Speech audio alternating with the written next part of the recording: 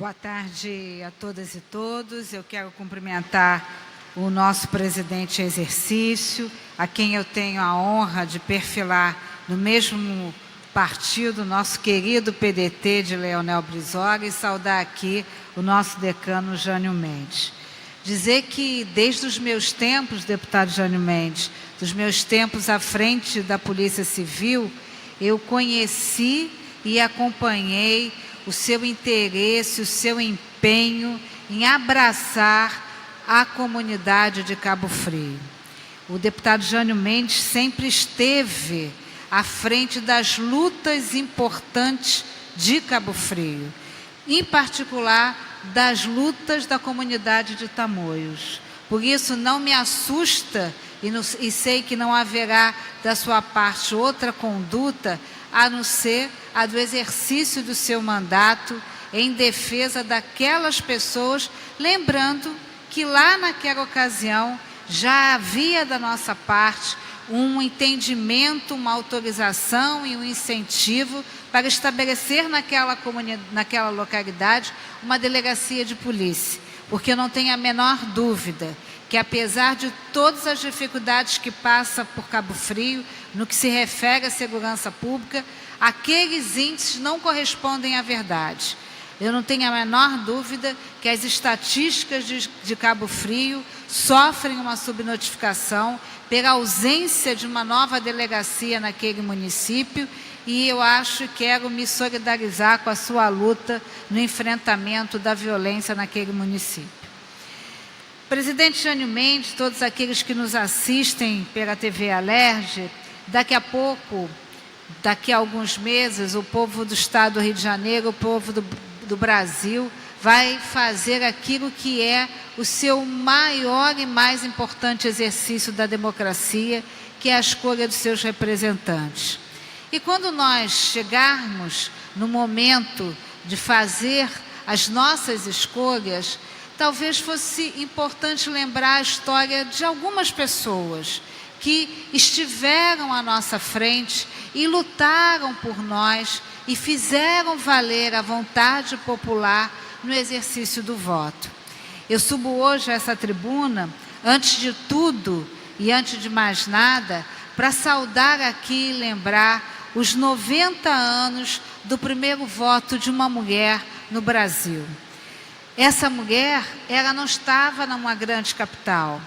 Essa mulher, ela estava numa cidade longínqua do estado do Rio Grande do Norte, e essa mulher fez valer a sua vontade e foi, sem dúvida nenhuma, a primeira mulher a ter a possibilidade de exercer o direito do voto. Hoje, quando nós somos mais de 50% da população brasileira com direito ao voto, talvez fosse mais do que nunca importante lembrar a figura de Celina Guimarães Viana, que em 1928, na qualidade de professora, saiu da sua cidade, da cidade de Mossoró, e se dirigiu à capital do Rio Grande do Norte para fazer valer o voto, a possibilidade da mulher votar.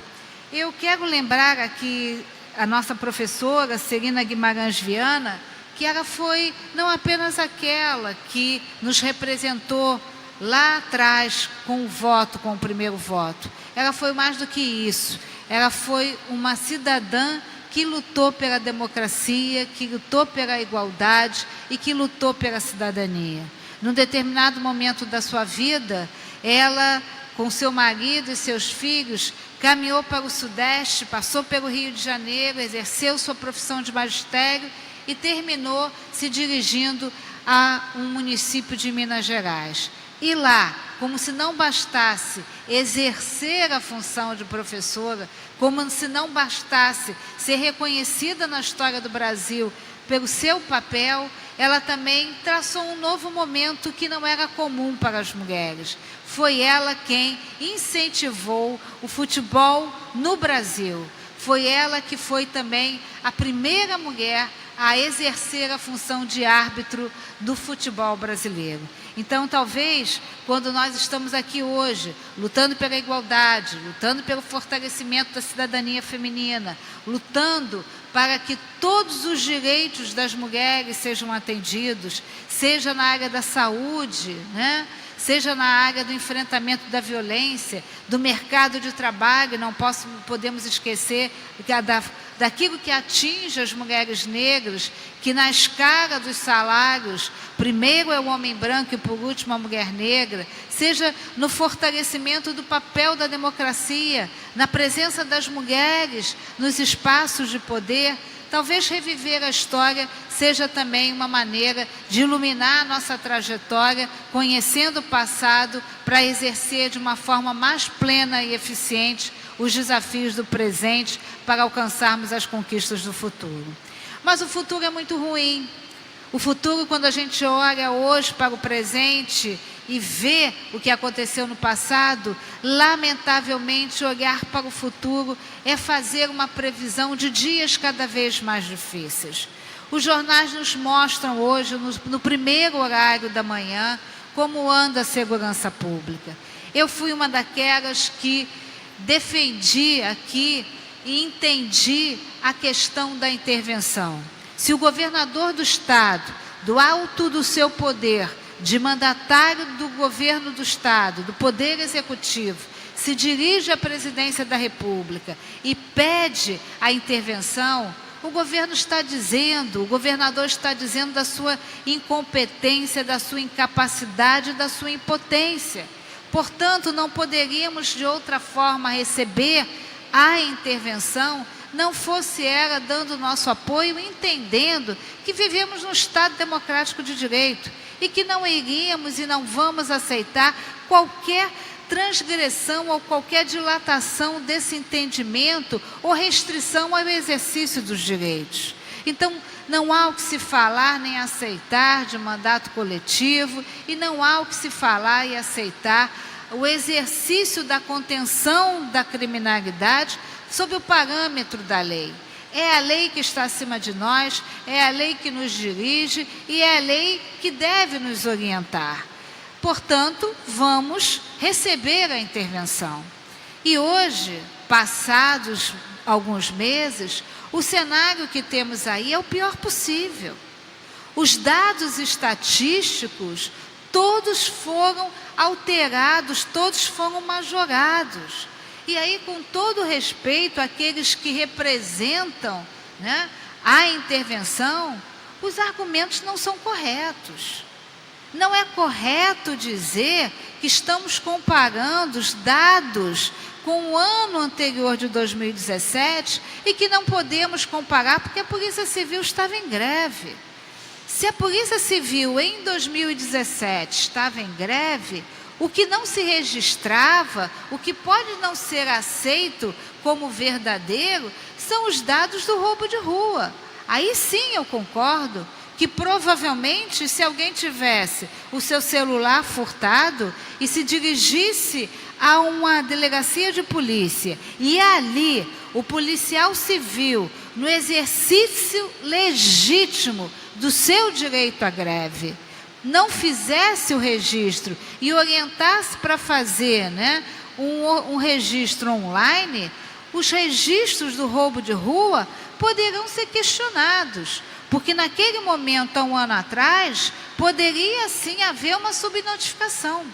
Mas 3 dados estatísticos chamam a atenção pelo aumento ainda no período da intervenção, que é o homicídio, o roubo de veículo e roubo de carga.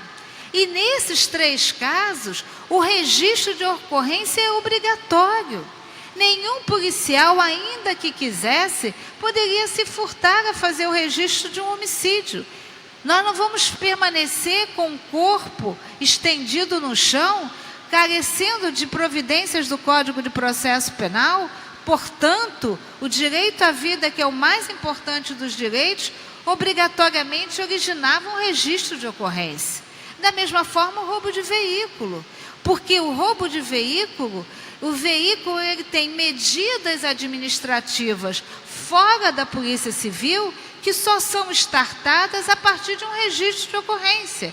Então, ainda que naquela delegacia houvesse a greve, houvesse um movimento de retardo para a realização do registro, o registro aconteceria, porque é obrigatório, é necessário o registro do roubo de veículo.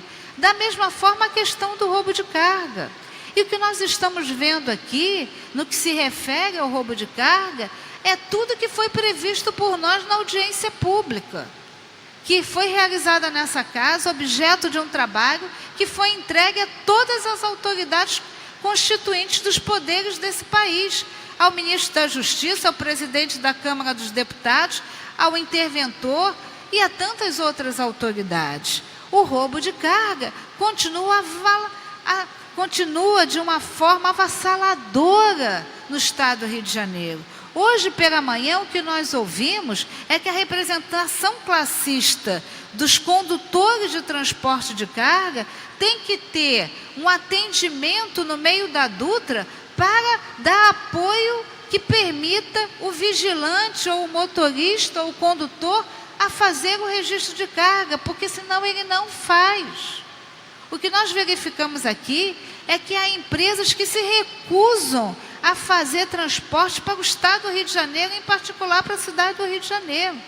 Se isso não for suficiente para acender a luz vermelha, eu não sei o que é preciso para que se faça alguma coisa efetiva no enfrentamento dessa questão.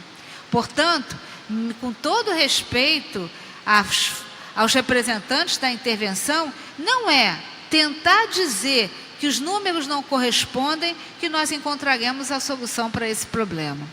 Mas quero também fazer aqui uma defesa da intervenção, dos gestores que estão à frente da intervenção, e quero me valer de uma reunião que a Comissão de Segurança Pública teve com o general Braga Neto.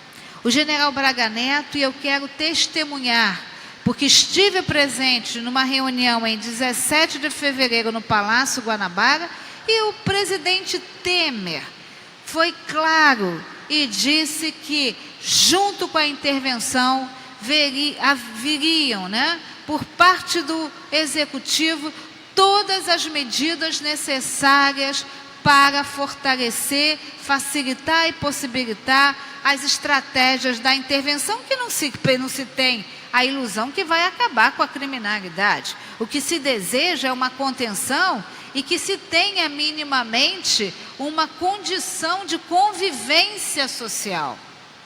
E nesse sentido, o general Braga Neto fez as suas contas e pediu 3 bilhões e 100 e recebeu 1 bilhão e 200. E nós sabemos que faltam 15 mil homens na Polícia Civil, e o plano de recuperação fiscal proíbe a realização de concursos.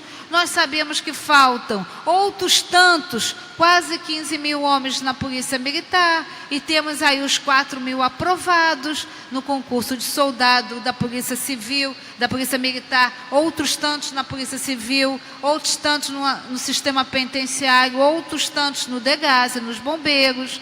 Então, nós sabemos das dificuldades e sabemos que metade das viaturas da Polícia Militar estão baixadas. Parece que estão chegando algumas viaturas que não são fruto dessa ação, dessa verba encaminhada pelo governo federal, e sim de uma ação já do Comando Geral da Polícia Militar. Então, nós sabemos o quê? Que a reestruturação das forças policiais interfere diretamente no resultado da ação e do serviço prestado pelas forças policiais. Da mesma forma que ficou claro nas inúmeras audiências realizadas pela Comissão de Segurança Pública que a grave crise financeira impactou diretamente as forças policiais. Como se não bastasse não vir o dinheiro que o general pediu, tão importante e necessário para a reestruturação das polícias, como se isso não bastasse, bate na porta do general uma nova aflição. Porque tudo que se trata nessa casa e eu tenho participado ativamente das discussões com a liderança do governo e com o presidente em exercício, o deputado André Siciliano, tudo que se trata nessa casa tem como condicionante o pagamento do 13º. E a gente vem ouvindo que o governo já tinha feito as tratativas, estava aguardando o melhor momento no mercado financeiro para colocar em pauta a venda antecipada dos royalties. E hoje o que sabemos é que há uma decisão do Ministério Público de entrar com uma ação para impedir a antecipação, porque, segundo o Ministério Público, esse empréstimo vai comprometer os 12 anos do futuro. E isso é muito razoável de entender, porque votei contra os empréstimos que foram pedidos nesta casa, de 3 bilhões e 500 milhões, e uma das coisas que argumentei aqui nesta tribuna é que hoje somos uma receita corrente líquida de 59 bilhões, enquanto hoje o governo já deve mais de 130 bilhões. Então é como se pegássemos toda a receita corrente líquida, não fizéssemos nenhuma aplicação desse montante, levaríamos 3 anos para pagar os empréstimos já assumidos. E não adianta bater na porta do general, porque o general não pode aplicar o dinheiro que ele recebe no pagamento de salários. Então é importante, né, que o governo do Estado fale a verdade. É importante que o governo do Estado diga que essa responsabilidade é sua. E eu não tenho dúvida que a estabilidade dos pagamentos, em particular do 13º salário, vai afetar de forma justa e legítima aqueles que estão na ponta no exercício da função da segurança pública. Então, eu espero que o governador Pezão, ainda que diga que não tem mais nada a ver com a segurança, mas quem pariu, né, quem proporcionou esse problema foi o governador Pezão. E ele sabe muito bem que é da sua atribuição o pagamento dos salários. E a gente espera verdadeiramente que não haja, por parte do governo do Estado, um silêncio e que se resolva de forma definitiva a questão e que, de uma vez por todas, os servidores públicos sejam respeitados, porque o governo que não respeita os seus funcionários só tem um destino: prestar um mau serviço e não ser reconhecido pelo povo do Estado do Rio de Janeiro. Muito obrigada.